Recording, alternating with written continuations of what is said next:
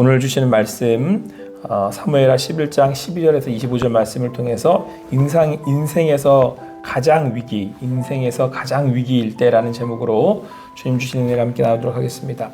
사랑하는 성도 여러분, 인생에 언제가 가장 위기라고 생각하십니까?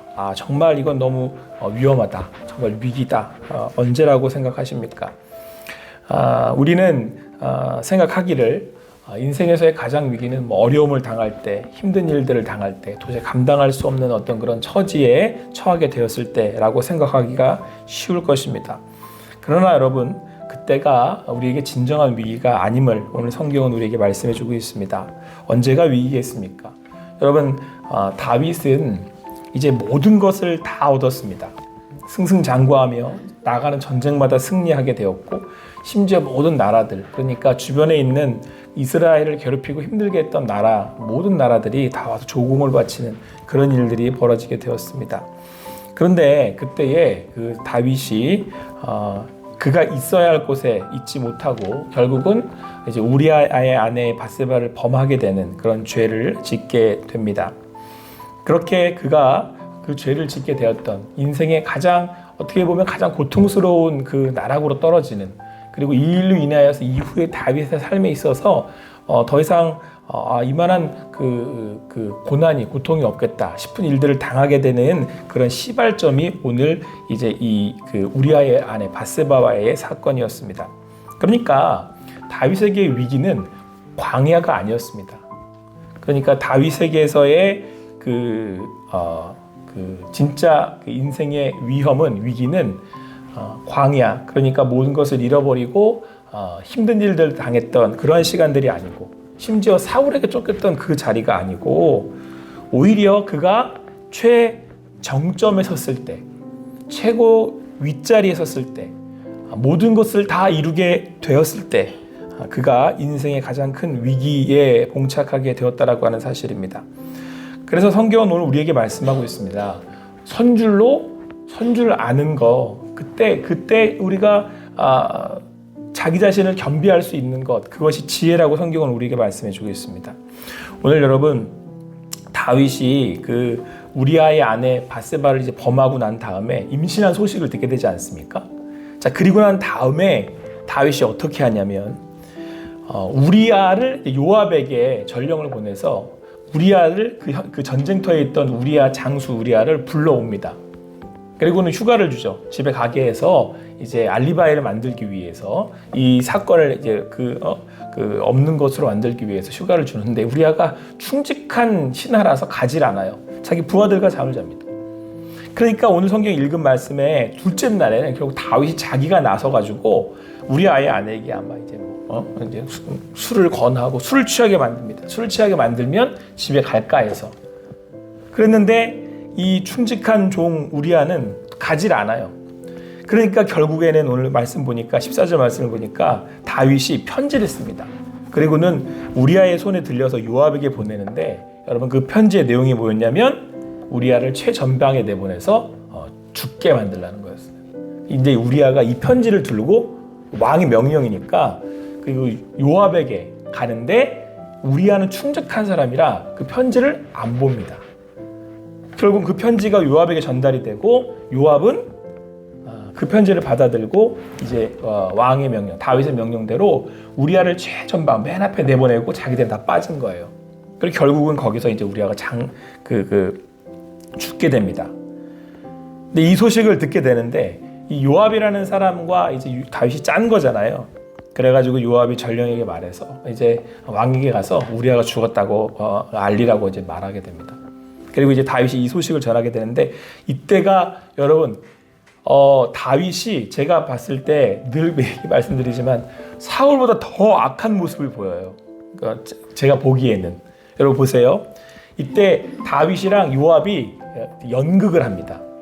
그러니까 지금 다윗이 그 소식을 듣잖아요. 그러니까 가서 이제 알려주라는 거예요. 요압이 이러이러해서 이러한 상황 가운데 우리아가 죽었다는 사실을 알려라. 그리고 이제 왕이 혹시 이렇게 노하시면 그러면서 그 사실을 알려주라는 얘기를 요압이 하잖아요. 근데 이때 다윗이 뭐라고 얘기를 하냐면, 다윗이 이렇게 얘기를 합니다. 전쟁을 하다 보면 앞에 나가 사람이 그렇게 죽을 수도 있지. 그래가지고 요압과 이제 그 사인을 주고받고는 우리아가 죽었다는 사실을 다윗이 명확하게 이제 하고 모든 상황들을 정황들을 이제 맞춥니다. 손발을 맞춥니다. 그러니까 다윗이 연기를 한 거예요. 여러분 언제 다윗이 또 연기를 했는지 기억나십니까? 미친 짓을 해가지고 살아났던 기억나십니까? 그때도 인생의 가장 위기였잖아요. 여러분 오늘이 진짜 또 다윗이 연극을 하는 또 가장 큰 위기였어요. 근데 언제 넘어진 줄 아세요? 적들에게 쫓겼을 때가 아니고 정점에 섰을 때, 왕이 됐을 때예요.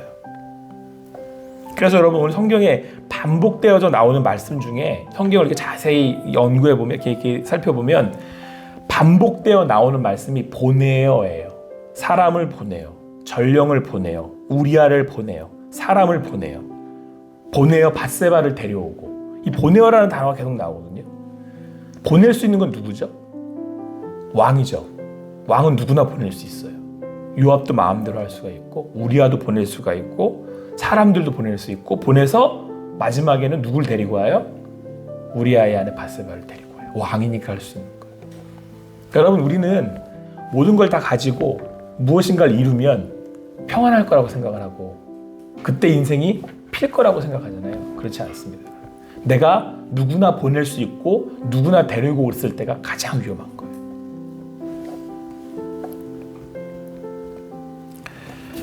그래서 오늘 베드로전서 5장 6절에는 이렇게 말씀하고 있습니다. 그러므로 하나님의 능하신 손 아래에서 겸손하라. 때가 되면 너희를 높이시리라. 너희 염려를 다 주께 맡기라. 이는 그가 너희를 돌보심이라. 여러분 우리가 하나님 의지할 수 있을 때가 가장 안전한 거예요. 우리는 하나님 제가 좀 너무 연약합니다. 제가 지금 건강이 안 좋아서 아니면 뭐가 없어서 뭐가 안 돼서 아니면 뭐가 부족해서 제가 너무 걱정되고 두렵습니다. 여러분 근데 약할 때 강한 거예요. 그땐 누가 눈에 보이니까요? 하나님이 크심이 보이니까. 오늘 여러분 지금 다윗의 인생에 다윗이 언약궤와 가장 멀리 떨어져 있는 때가 왕이 되었을 때. 여러분 언약궤는 전장에 나가 있잖아요. 우리아가 이 얘기를 한다니까요. 가장 먼저 11절 말씀에 우리아가 다윗에게 아뢰되 언약궤와 이스라엘과 유다가 야영 중에 있고, 우리아가 이 얘기를 해요. 이방인이었던 그가 이 얘기를 해요. 언약궤가 지금 나가 있습니다. 왕이시여. 그가 충직한 이였기 때문에 왕에게 직고를 한 것인지 아니면 그가 의도적으로 했는지는 알 수 없지만 어쨌든 우리아가 그 왕의 그런 모습을 보면서 언약궤가 지금 밖에 나가 있습니다. 당신의 부하들이 지금 나가서 싸우고 있습니다. 다윗이 언제 위기였습니까? 자기가 왕이 되었을 때.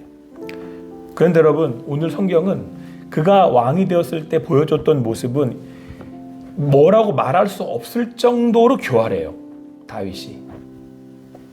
인생에 있어서 어떻게 다윗이 이렇게까지 교활할 수가 있을까? 이렇게 잔인할 수가 있을까? 그런 모습을 보여주고 있습니다. 그러므로 사랑하는 성도 여러분, 오늘 우리가 하루의 삶을 산다고 했었을 때, 신앙생활을 한다고 했었을 때, 믿음으로 우리가 온전히 산다고 했을 때 기억하시기 바랍니다. 우리가 오늘 하루 여러분 믿음의 사랑 신앙생활을 잘하는 것은 오늘 나의 인생의 주어를 누구로 두느냐는 거예요. 그래서 여러분 기도는 달라는 게 아니고 하나님께 물어야 되는 거예요. 여러분 다윗이 겸손했을 때는 항상 반복되어 나오는 단어가 보내어가 아니고 물어 이르되예요. 항상 다윗은 물어요. 올라갈까요 말까요? 약간 바보 같기도 하고 멍청해 좀 이렇게 없어 보이기도 하고. 아니 그걸 왜 물어? 그냥 싸워야 되는데 올라가는 게 당연하지.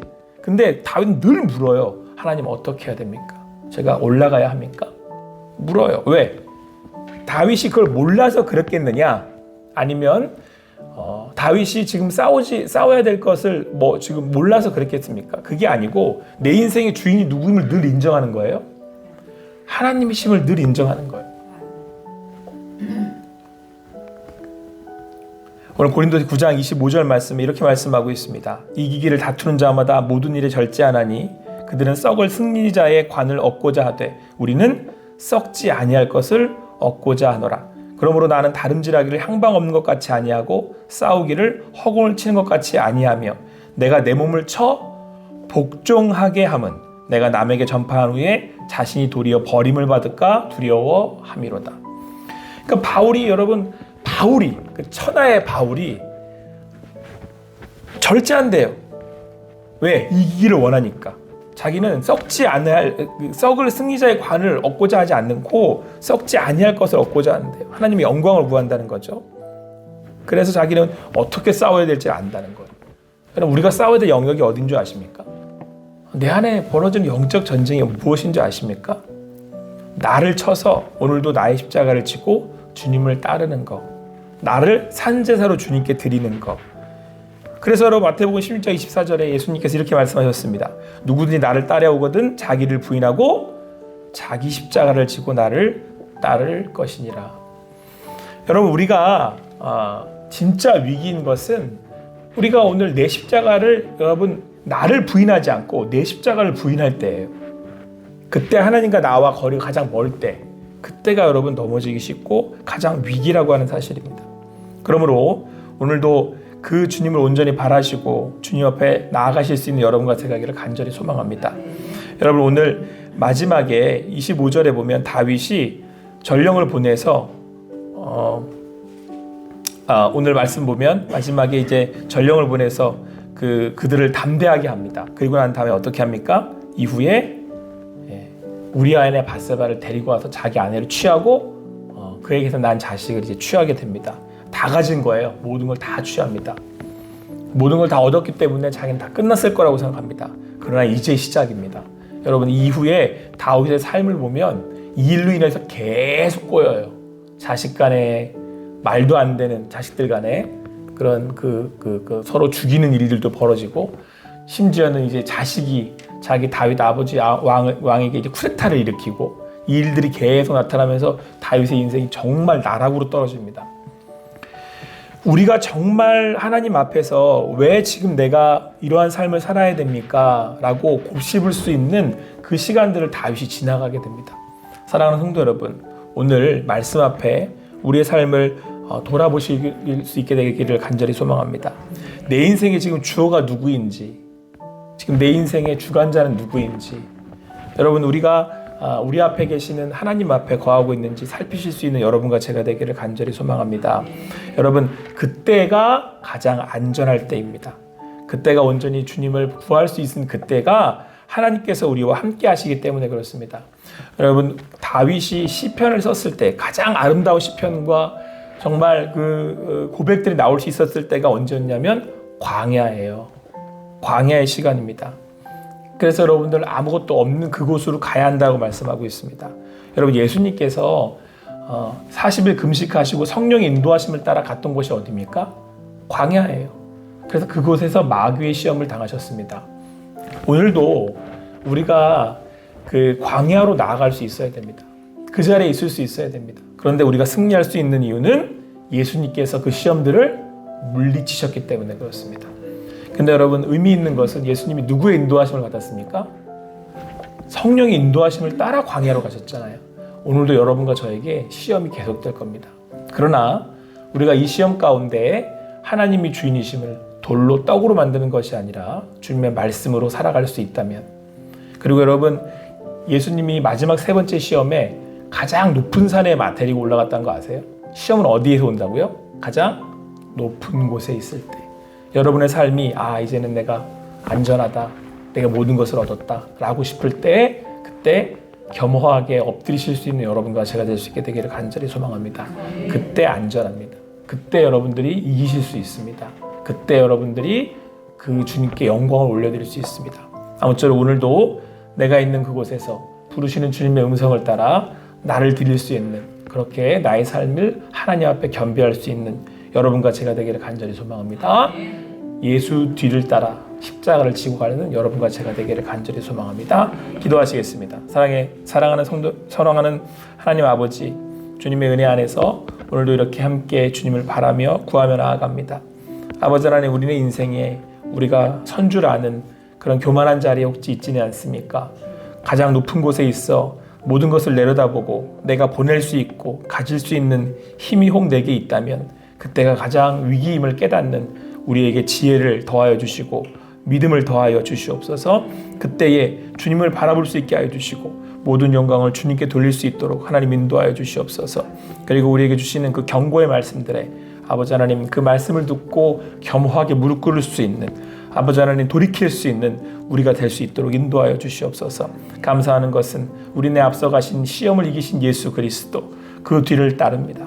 그 십자가를 지고 주님을 오늘도 따라가겠습니다. 그 안에 평안이 있고 그 안에 하나님의 주시는 음성이 있고 인도하심이 있음을 고백하오니 아버지 하나님 오늘도 그 뒤를 따를 때 성령 하나님 우리를 붙들어 주시옵소서. 우리 가운데 행하실 주님을 오늘도 바라며 감사하며 모든 것 주님께 맡겨드리고 예수님의 이름으로 기도합니다.